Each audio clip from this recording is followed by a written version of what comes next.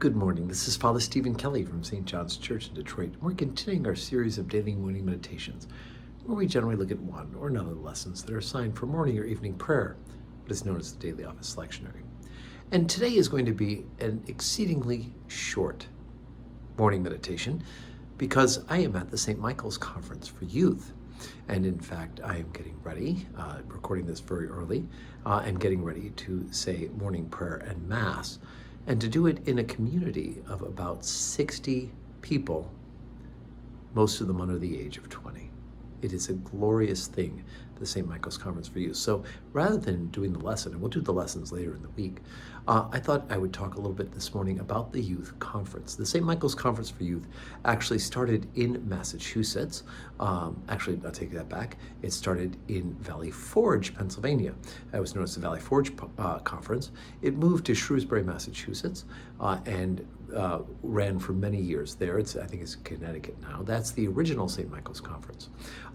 From that has spawned several other offshoots of the conference, including the one here in the Manresa Retreat Center in Bloomfield Hills, known as St. Mike's Midwest. There's also one in the Southwest. I believe there's one in the Prince Edward Islands as well. But the conference is a training ground for young people to learn the faith and to be able to express the faith and to worship together. We follow, in a sense, a rule of life, which includes 7:30 morning prayer, which is optional. Everybody attends Mass at 8 o'clock, and it is a solemn high Mass with all the trappings, singing and the like. Afterwards, we have breakfast and some time to straighten up the rooms and get ready for the day. After that, we have 3 classes: 9 o'clock, 10 o'clock, 10 o'clock, 11 o'clock, and 12 o'clock, and of various subjects. I am teaching 2 classes this year. I'm teaching to the older kids, what we call the senior confreres. I am teaching a class on St. Augustine's Confession. And for the younger ones, every first-year student now who has taken this conference for many, many years, every first-year student has taken my class known as Survey. And it's basically a 5-day introduction to the faith. Today we'll talk about who's Jesus. Tomorrow we'll talk about sin, salvation, and grace. And then we'll talk about the sacraments for 2 days. And we'll talk about the Bible, where it came from, and how it is that you can begin to read it and understand it more.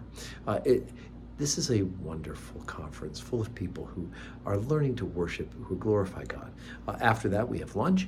We have some free time in the afternoon. We have solemn evensong with a faculty talk. We have some discussion groups after dinner, and we have some games and some supervised things, including square dancing one night. I know it sounds funny, but you know what? Once a year, great fun to square dance.